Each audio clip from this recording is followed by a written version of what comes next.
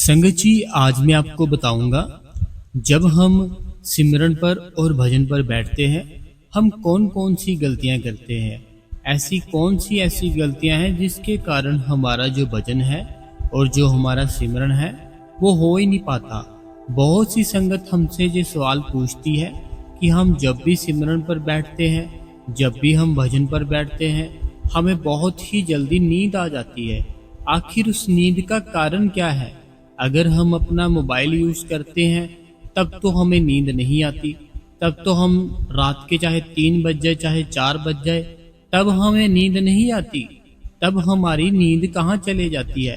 लेकिन जैसे ही हम सिमरन पर बैठते हैं, जैसे ही हम भजन पर बैठते हैं, हमें इतनी नींद आती है दिल करता है अभी सो जाए।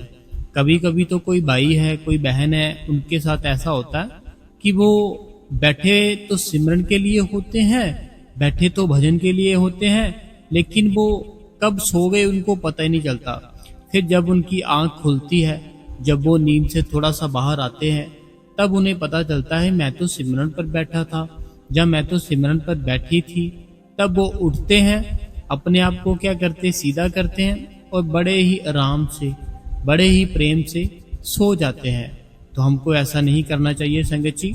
तो संगत जी, स्वागत है आपका आपके अपने इस गुरु कृपा चैनल पे। जो भी संगत इस चैनल पे नहीं है, हमारी आपसे दोनों हाथ जोड़ के संगत जी एक ही विनती है, संगत जी आप इस गुरु कृपा चैनल को सब्सक्राइब करें, बेल नोटिफिकेशन को ऑल पे करें और कमेंट बॉक्स में अपना प्यारा सा राधा स्वामी और अपने शहर का नाम लिख दीजिए और वीडियो को चलते चलते जरूर लाइक कर दे। आपका एक लाइक हमें बहुत ही मोटिवेशन करता है। और इस चैनल को जितनी भी बाबा जी की संगत है सारी संगत में शेयर कर दे और साथ ही साथ अपनी फैमिली में शेयर कर दे जी। राधा स्वामी जी। संगत जी, जब हमें नाम की चाहत हमारे मन में उठती है, जब हमारे अंदर नाम की चाहत उठती है, कोई भाई बहन ना मेरे से बहुत पूछते हैं कि बाबा जी दया मेहर करें, बाबा जी कृपा करें। तो मैं उनको ये बात समझाना चाहता हूँ कि बाबा जी ने आपके ऊपर उसी दिन दया मेहर कर दी थी जब आपने सबसे पहला दिन डेरे के लिए चुना था। जब आप पहले दिन डेरे अंदर गए थे ना, उसी दिन से बाबा जी ने आपके अंदर दया मेहर कर दी थी। क्योंकि बाबा जी की मर्जी के बिना कोई भी डेरे के अंदर नहीं आ सकता, बाबा जी की मर्जी के बिना कोई भी डेरे के अंदर नहीं जा सकता। जब तक उस मालिक की मर्जी ना हो तो वो क्या कोई भी जा सकता है? नहीं जा सकता। जब उसको किसी के ऊपर प्यार आना हो ना, तो वो अपने आप ही वो मालिक उसको बुला लेता है। जैसे मैं अगर अपना बताऊं तो मेरे को पहले कुछ नहीं पता था, लेकिन बाद में धीरे धीरे जब पता चला, मैंने बहुत ही जल्दी नामदान ले लिया था, तो मेरे ऊपर बड़ी दया मेहर की मालिक ने। इतनी दया मेहर की मैं बता ही नहीं सकता। लेकिन दया मेहर का ना एक कारण होता है।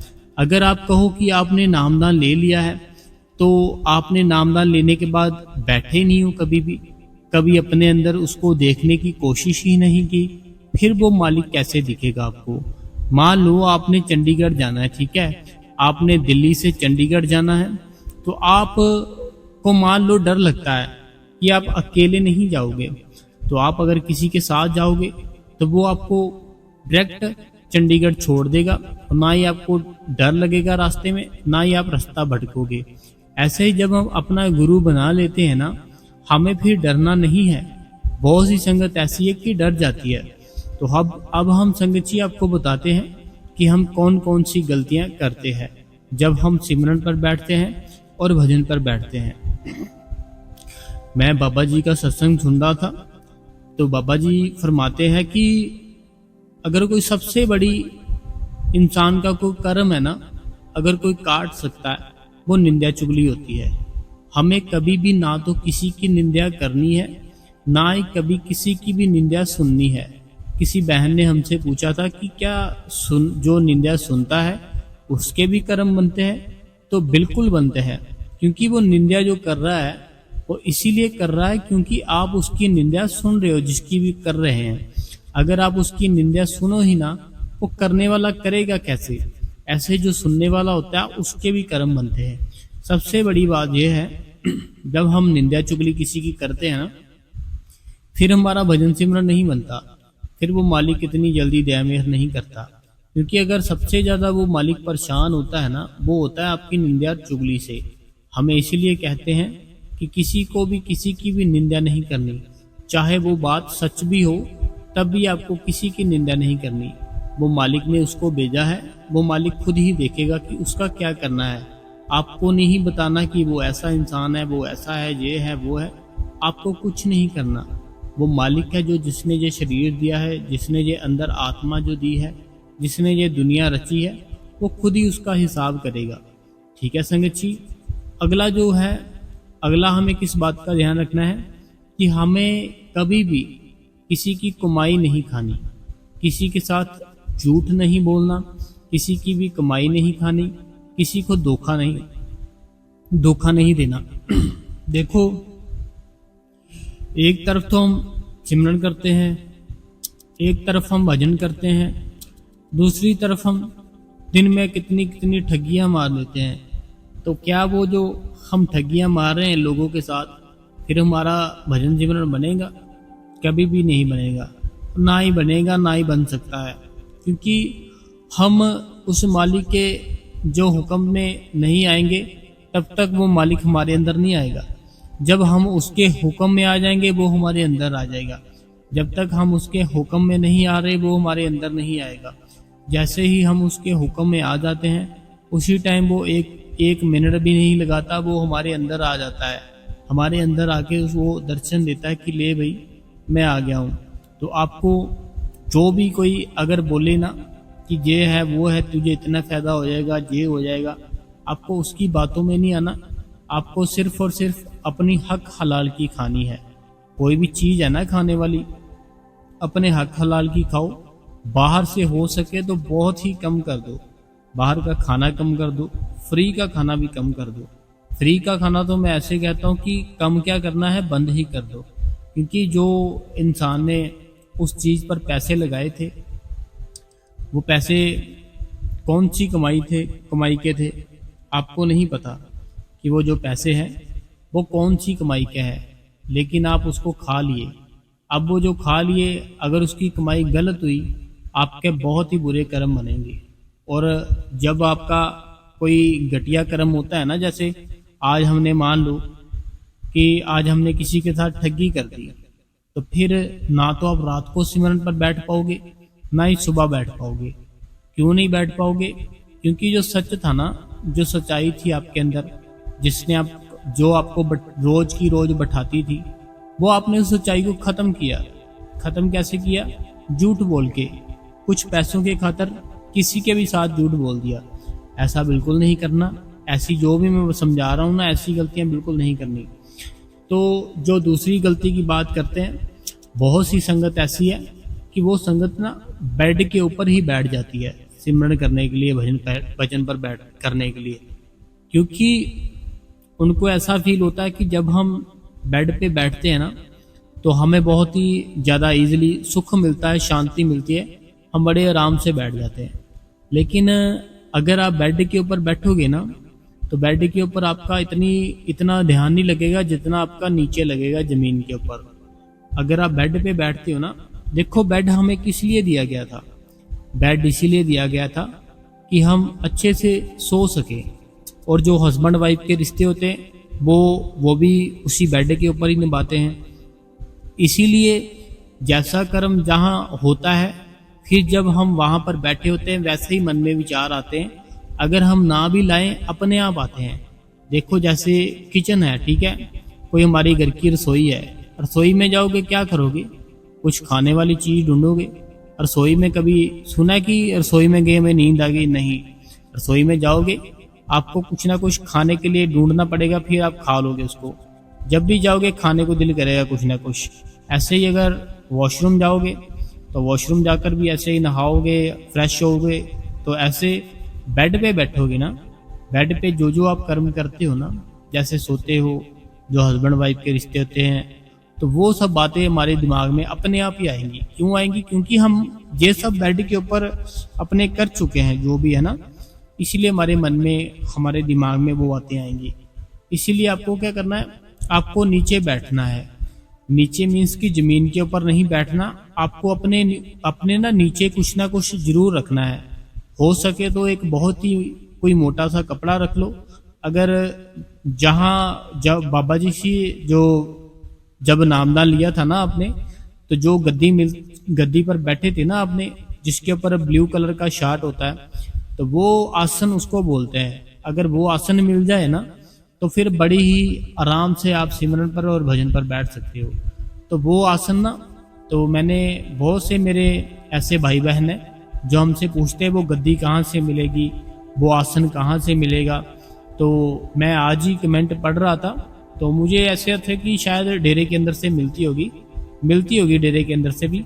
लेकिन किसी भाई ने या बहन ने ना आज कमेंट में बताया था हमें कि जो गद्दी होती है ना, जो जिसको आसन बोलते हैं सिमरन करने के लिए, भजन पर बैठने के लिए, तो वो गद्दी बोलते हैं कि जब हम बाहर की ओर जाते हैं ना, रेलवे स्टेशन की से बाहर की ओर, तो वहाँ जो मार्केट है ना, जहाँ बहुत सी बाबा जी की फोटोज होती है, जहाँ बाबा जी की पेन ड्राइव मिलती है शब्दों की, जहाँ पर बाबा जी की जो भी बुक्स होती है वो मिलती है, वहाँ से आपको बड़े ही इजी तरीके से वो गद्दी मिल सकती है। तो अगर कोई भी भाई बहन है ना, उसने गद्दी लेनी हो तो वहाँ से ले सकता है। जब हम स्टेशन की ओर जाते हैं ना, डेरे के स्टेशन की ओर जाते हो, तो रास्ते में ना एक वो मार्केट आती है, जो है ना मार्केट आती है जो छोटी सी, वहाँ पे बाबा जी की फोटो लगी होती है, बाबा जी के सत्संग, बाबा जी के शब्द और बाबा जी की जो बुक्स होती है, वहाँ से गद्दी मिल जाएगी। वो तो इतनी महंगी भी नहीं होती, सस्ती होती है, वो आपको जरूर लेनी चाहिए। आप एक बार ऐसे बैठ के देखना बेड पे, एक दिन आप जमीन पर बैठ के देखना, एक दिन आप, जैसे मैं कहता हूँ कि गद्दी पर बैठना चाहिए, एक बार आप गद्दी पर बैठ के देखना। तीनों में आपको फर्क नजर आएगा। फर्क क्या नजर आएगा, जब बेड पे बैठोगे बड़े ही घटिया से विचार आएंगे मन में, दिल सोने को करेगा। जब जमीन पर बैठोगे विचार तो थोड़े कम होंगे, दुनिया के विचार ज़्यादा आएंगे। दुनिया के मीन्स की कभी काम के बारे में सोच लिया, कभी किसी दोस्त के बारे में, कभी किसी रिश्तेदार के बारे में, ऐसे ऐसे विचार आएंगे। लेकिन जब आप गद्दी पर बैठोगे ना, आपके जितने विचार होंगे, जितने आपके ख्याल होंगे, वो सारे के सारे विचार और ख्याल शांत हो जाएंगे। शांत होंगे कैसे, जब आप उस आसन पर बैठ के सिमरन भजन करोगे। देखो, अब बहुत सी संगत ऐसी है जो कि डेरे के पास नहीं रहती और बहुत ही दूर रहती है। तो जो बहुत दूर रहती है ना संगत बाबा जी की, उनको क्या करना है, उनके घर के आसपास उन्होंने ढूंढना है जहाँ से सोफे बनते हैं ना, सोफे बनते हैं, जो स्लीपिंग गद्दे होते हैं ना, जहाँ से वो बनते हैं, तो वहाँ पर जाकर आप वहाँ से गद्दी बनवा सकते हो। जो फॉर्म नहीं होती, तो वो फॉर्म का गद्दी होती है, तो वो आप बनवा सकते हो उनसे। तो एक तो आपको ये गलती नहीं करनी, आपको ना तो बेड के ऊपर बैठना है, ना ही आपको ज़मीन के ऊपर बैठना है। आपको अपने नीचे कुछ ना कुछ जरूर रखना है। जैसे अभी जो गद्दी आ नहीं जाएगी आपके पास, कि अभी मैंने बोला एक दिन में आ जाएगी, टाइम लगेगा, तो लेकिन तब तक आप कोई ना कोई ऐसा जो साफ कपड़ा हो, बिल्कुल ना तो उसको कभी किसी ने यूज़ किया हो, ना ऊपर लिया हो, ना ही किसी काम के लिए लिया हो, ऐसा कपड़ा अपने नीचे डबल करके उसको रखो, उसके ऊपर बैठो, सिमरन करो, भजन करो। फिर आपका ध्यान है ना जो, वो थोड़ा थोड़ा लगना शुरू हो जाएगा। आगे जो गलती करते हैं हम, कि हमें नींद बहुत आती है, जैसे बैठते हैं नींद आ जाती है, जैसे बैठते हैं नींद आ जाती है। नींद का कारण होता है जो हम बाहर का खाते हैं और जो हम अपने घर पर भी खाते हैं। अपना पेट है जो पूरे का पूरा फुल भर लेते हैं, लेकिन हमें उसको ना खाली रखना होता है। जैसे हम खाना खाते हैं ना, हम क्या करते हैं, पूरा पेट भरकर खाते हैं, ऊपर से पानी भी पूरा पी लेते हैं, फिर कभी गर्म दूध पी लिया, कभी कुछ खा लिया। जब हम ऐसे ऐसे करते हैं ना, फिर हमारा ध्यान है, जो हमारा योग है, वो होता नहीं। वो होगा कैसे, क्योंकि हमें जब हम खाना खाते सुस्ती पड़ती है, नींद आने लगती है, और फिर हमारा ध्यान है ना जो, वो भटकता भी है बाहर की चीज़ों में। तो जिन भाई बहनों को नींद आती है बहुत, उनको क्या करना है, उनको जो वो खाना खाते हैं ना, वो खाना अपना कम करना है। अपना खाना कम करो और जो आपकी डेली रूटीन है ना, उसमें से शुगर कम करो। जैसे चाय बहुत पीते हैं, लस्सी बड़ी पी ली, मीठा बहुत पसंद है, मीठा कम करो अपनी लाइफ से। शुगर के जो होते हैं ना प्रोडक्ट, उसको कम करो, फिर नींद नहीं आएगी, ना ही आप इतना मोटे होगे। नींद तभी आती है जब हम पूरा पेट को ऊपर ऊपर तक भर लेते हैं, तब हमें नींद आती है। अगर हम पेट को थोड़ा खाली रखें, फिर मेरी बहन, फिर मेरे भाई, इतनी नींद नहीं आएगी। यहाँ तक मैंने देखा है कि मैं जो भी बताता हूँ ना खुद अपने ऊपर एक बार करके देखता हूँ, फिर बताता हूँ। कुछ दिन आप मीठा कम करोगे, आपको बहुत ही अच्छा फील होगा, आपको सुस्ती नहीं पड़ेगी, आपको नींद नहीं आएगी, थकावट नहीं होगी। फिर मीठा बिल्कुल ही कम कर दोगे, मीन्स की ख़त्म ही कर दोगे ना अपनी लाइफ से, तो आप हर टाइम एक्टिव रहोगे। आपकी जो स्किन है हर टाइम बहुत ही ज़्यादा ग्लो करेगी। वो करेगी कैसे? क्योंकि मीठा है ना जो, वो बहुत ही ज़्यादा हमारा करता है ख़राब। तो इसीलिए मैं बोल रहा हूँ, मीठा कम करो, खाना भी कम करो, फिर नींद है ना जो आपको कम आएगी। तो ये गलतियाँ जो मैंने बताई, वो आप गलतियाँ अपनी सही कर लो, फिर आपका भजन और सिमरन बनेगा। और क्या करना है आपको कि जैसे सुबह हमारी आँख खुलती है, आँख खुलते ही सिमरन शुरू कर दो बस। बाबा जी ने जो 5 दिए है ना नाम आपको, 5 अक्षरों का, वो नाम जपते रहो, जपते रहो, जपते रहो, जब तक आप फिर से वापस बेड के ऊपर ना आ जाओ। जब तक आप बेड के ऊपर नहीं वापस आते, तब तक जपते ही रहना, जपते ही रहना है। क्योंकि वो नाम में ना इतनी शक्ति है, इतनी ताकत है कि आपके आसपास कोई भी बुरी चीज भटकने भी नहीं देगा वो नाम। अगर जैसे सिमरन छूटा आपका, उसी समय आपके ऊपर जो काल है ना, वो आपके ऊपर हमला कर देगा। तो इसीलिए मैं बोलता हूँ, आपको ना दिन में जैसे आँख खुलती सिमरन शुरू कर देना है। सिमरन करते रहो, करते रहो, करते रहो, करते रहो, करते रहो। वो मालिक बड़ी दया मेर करता है, बहुत ही ज़्यादा दया मेर करता है। तो संगत जी, अब हम एक जो भाई बहनों के क्वेश्चन आंसर होते हैं वो पढ़ लेते हैं। तो सबसे पहला सवाल कहते हैं, वीर जी राधा स्वामी जी, मुझे जाना है 29 जून को, तो ब्यास सत्संग, वहाँ संगत के नामदान का प्रोग्राम है। देखिए, जो नामदान का प्रोग्राम है ना, तो वो मैं आपको बता दूंगा कौन सी डेट को है, लेकिन आपने अभी अपनी सिटी का नाम नहीं लिखा।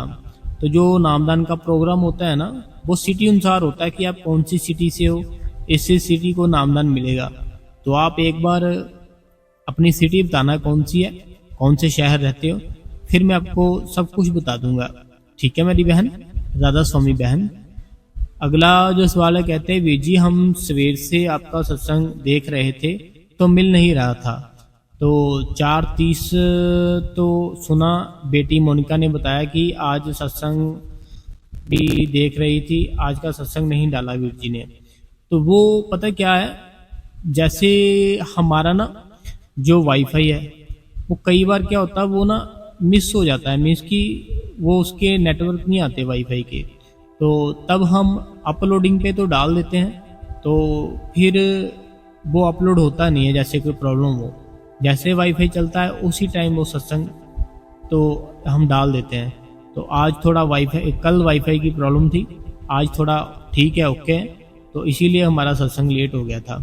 तो आपका शुक्रिया, आप भी सुनते हो परमजीत कौर जी, और आपकी बेटी भी सुनती है मोनिका जी, और आपकी जो बहन है मंजीत कौर जी, वो भी सुनते हैं सत्संग। तो सत्संग आप तीनों सुनते हो।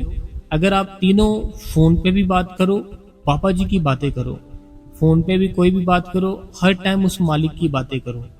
खुशियाँ उसकी याद में है, लोगों की याद में नहीं है। दुनिया को याद करोगे, दुनिया की बातें करोगे, दुनिया दुख देगी, तकलीफ देगी, दुख, गम, झूठ, ये सब है दुनिया के पास।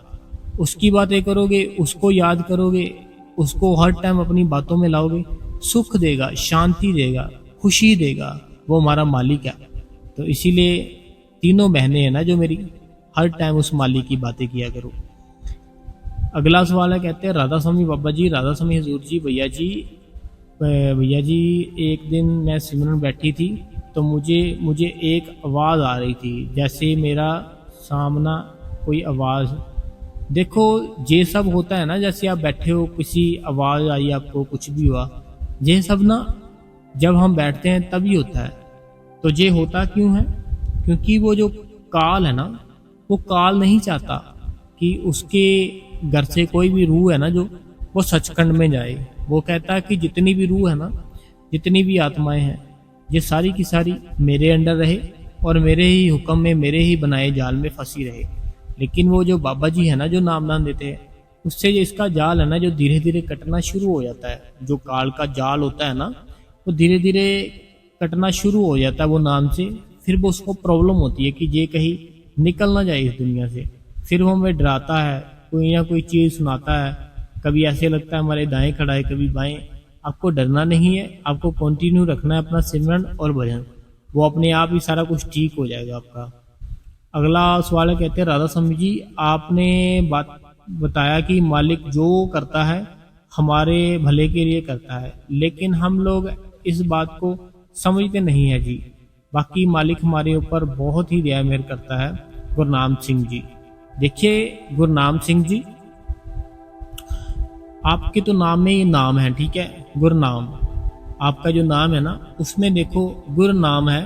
तो आपको जो बाबा जी ने नामदान दिया है ना, उसमें बड़ी ताकत है। उसमें इतनी ताकत है कि आप जो चाहो वो कर सकते हो। जीसस कहते हैं कि अगर किसी इंसान को राई का दाना होता है ना, जो भाई बहन है उनको पता होगा, राई होती है ना, जो राई का दाना बहुत ही बारीक होता है, बहुत ही बारीक। अगर नीचे गिर जाए ना हमारे हाथ से, हमें मिलेगा नहीं कभी भी, इतना बारीक होता है। तो जीसस कहते हैं अगर हमें उतना राई के दाने जितना भी विश्वास हो ना, तो अगर हम किसी पेड़ को बोले, जो दरख्त होता है, ट्री होता है, उसको बोले ना जहाँ से उखड़ जा, उसी टाइम उखड़ जाएगा वो। लेकिन हमारा जो विश्वास है वो राई के दाने जितना भी नहीं है। तो इसीलिए हमारे काम है जो अटके हुए हैं, हमारा जो जहाँ पर भी हम रुके हैं वही रह जाते हैं, आगे नहीं बढ़ पाते हम। इसका कारण क्या है? हमारा विश्वास नहीं है और ना ही हमारा सिमरन भजन है। अगला सवाल है, कहते हैं राधा स्वामी बाबा जी, राधा स्वामी जी, वीर जी, राधा स्वामी जी, वीर जी, मैं सिमरन 1 घंटा करके यहाँ तो करते बैठती हूँ, तो 10 मिनट बाद मेरे पैर के नीचे बहुत हीट निकलने शुरू हो जाती है। तो देखो मैंने अभी बताया ना, जैसे जैसे जैसे हमें कोई भी प्रॉब्लम आती है ना, हमारे जो कर्म साफ हो रहे होते हैं। कोई भी प्रॉब्लम, दर्द हो, सेक निकल रहा हो, हमारे बुरे कर्म खत्म हो रहे होते हैं। जैसे बैठोगे, नॉर्मल बैठोगे, किसी के साथ बातें करोगे, फिर सेक नहीं निकलेगा। जैसे बैठ के सिमरन करते हो ना, भजन करते हो, तब सेक निकलेगा। लेकिन जैसे सिमरन पर भजन पर बैठते हो, वैसे ही बैठे बैठे अगर किसी के साथ किसी की निंदा करोगे, चुगली करोगे, बातें करोगे, फिर चाहे 4 घंटे करते रहो, आपका दर्द नहीं निकलेगा, क्योंकि वो काल के अंडर हो आप। लेकिन जब आप सिमरन करते हो, भजन करते हो, फिर आप काल के अंडर से निकलना शुरू हो जाते हो, जो उसको बर्दाश्त नहीं है। इसीलिए ये सब होता है हमारे साथ।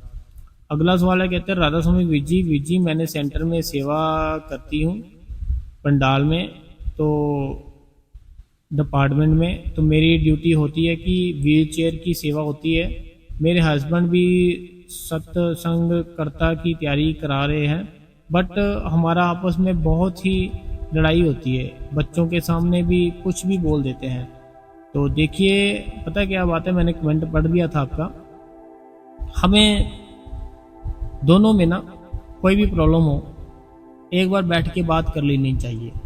ऐसा नहीं आपने किसी को बताया, उसने भी किसी को अपनी बात बताई, वो आगे आपको कुछ बता रहा है, उसको कुछ बता रहा है। ऐसे नहीं होने देना आपने। आपकी लाइफ है, आपको उसको ख़राब नहीं होने देना। कोई भी प्रॉब्लम है ना, उसको हल करो। बस बैठ जाओ दोनों एक दूसरे के सामने और बात करो कि क्या प्रॉब्लम, क्या है, मैं कहाँ गलत हूँ, मेरी गलती क्या है। अगला सवाल इन्हीं का है, कहते हैं राधा स्वामी वीर जी, मैं इतनी बुरी नहीं जितना मुझे मेरे बच्चों के सामने बना दिया जाता है। मैं अपने बच्चों से बहुत प्यार करती हूँ, वो मेरे खिलाफ बोलते हैं। देखो बच्चे हैं ना, जो वो बच्चे ही होते हैं। वो एकदम वाइट पेपर होता है ना, जैसे ऐसे होते हैं बच्चे। उस वाइट पेपर पे जो भी लिखा जाए फिर वो मिट नहीं सकता। ऐसे ही बच्चे होते हैं ना, जो वाइट पेपर की तरह होते हैं। उनके दिल में दिमाग में कुछ भी लिख दिया जाए, कुछ भी उनको समझा दिया जाए, कुछ भी बोल दिया जाए, वो उनके वहाँ लिखा जाता है, वो फिर मिटता नहीं है इतनी जल्दी से। तो बच्चों का कसूर नहीं है, वो जो लिख रहा है ना जो वाइट पेपर पे, उसका कसूर है। तो ये सब ठीक कैसे होगा? होगा सिमरन से और भजन से। सिमरन भजन करो, बाबा जी आपके ऊपर जरूर दया करेंगे, मेहर करेंगे। अगला सवाल है, कहते हैं भाई जी 3-4 दिन से लेफ्ट कान से बीप जैसी आवाज़ आ रही है। जब सिमरन पर बैठती हूँ तो ध्यान उस आवाज़ की तरफ जाता है। क्या सिमरन पर बैठे रहें? तो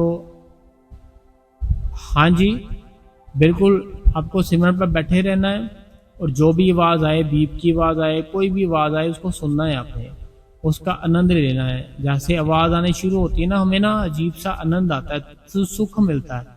आपको बस उस सुख को लेना है, उसको सुनना है और बड़े ही आराम से बैठे रहना है।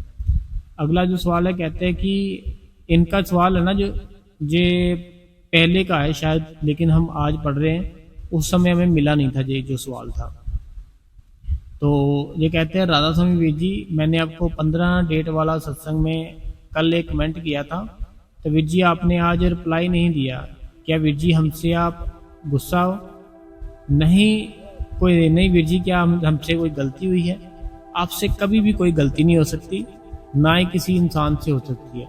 तो गलती नहीं है। देखो मैं बताता हूँ, वो कमेंट हमें शायद मिला नहीं होगा, लेकिन मैंने आज गौर से देखा तो मैंने देखो आपका कमेंट था ना जो ढूंढ लिया। आपने लिखा, राधा स्वामी वीर जी मैं शालू हूँ लुधियाना से। वीर जी आप कहते हो सुबह बैठना चाहिए, पर मैं नहीं बैठ पाती हूँ क्योंकि हमारी रात को रूटीन 1 बजे तक है। मैंने आपको पहले भी बताया था, और मैं दिन में वक्त पूरा करती हूँ। डिस्क प्रॉब्लम भी है, इसीलिए 2 से 3 सीटिंग में अपना जो प्यारे बाबा जी है उनका ध्यान में बैठती हूँ, तो मेरी फील भी होता है, तो सुबह नहीं बैठ पाती हूँ। क्या करूँ वीर जी, आप बताओ। और वीर जी जब भी बैठती हूँ सिमरन पर मुझे कई बार बहुत ही रोना आता है।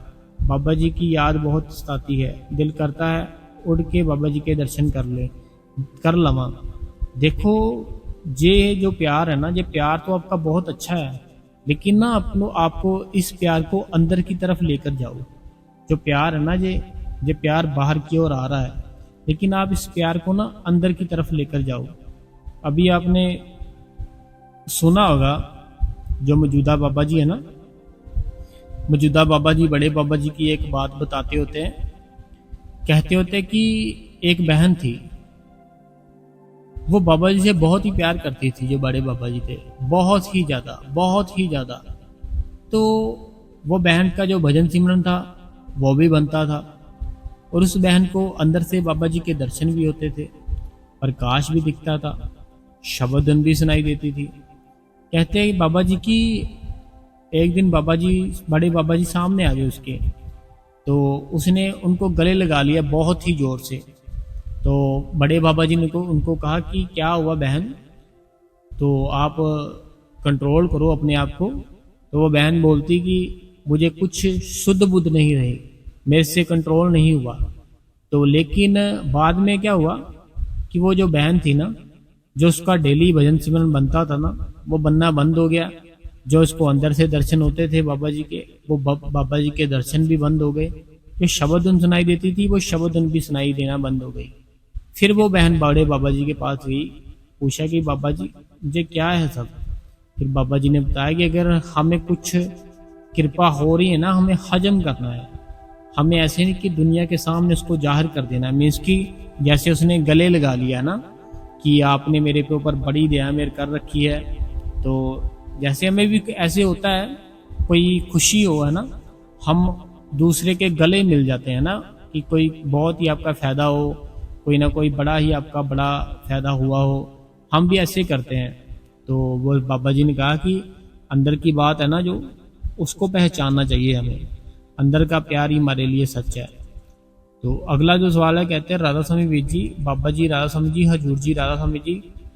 तो कहते हैं कि वीर जी जब सूरत ऊपर चढ़ रही हो तो कैसे अनुभव होता है, हमें कैसे पता चलता है कि सूरत ऊपर चढ़ रही है? तो क्या बॉडी वाइब्रेट होने पर हमें बैठे रहना है? तो क्या क्लियर करे। देखिए जब सूरत होती है ना हमारी, जब हमारी सूरत चढ़ती है अब ऊपर की ओर, सबसे पहले तो हमें ऐसे फील होता है कि हम ना इस शरीर से निकल रहे हैं। हमारा जो शरीर है ना, हमें ऐसा फील होता है हम इस शरीर से बाहर निकल रहे हैं। तो फिर हमारे जो शरीर है पूरी तरह से वाइब्रेट होता है, फिर हम गिर जाते हैं, कई बार नहीं भी गिरते, लेकिन ये रुकावट होती है हमारे कर्मों के कारण।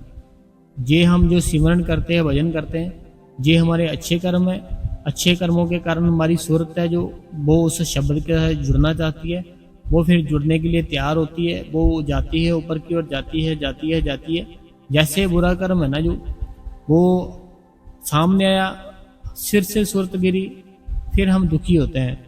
तो दुखी इसीलिए होते हैं, हमारी सूरत है ना जो हमें आनंद आ रहा होता है जब ऊपर की ओर चढ़ती है, लेकिन जैसे नीचे की ओर गिरती है हमें वो बर्दाश्त नहीं होती, फिर हम बहुत जोर से चिल्लाते हैं, गिर जाते हैं। तो आप सिमरन भजन करो ज़्यादा से ज़्यादा, जितना मर्जी वाइब्रेट हो शरीर, जितना मर्जी झटके लगे, जितना मर्जी हिले डुले, आपको उठना नहीं है, बैठे रहना है, ठीक है।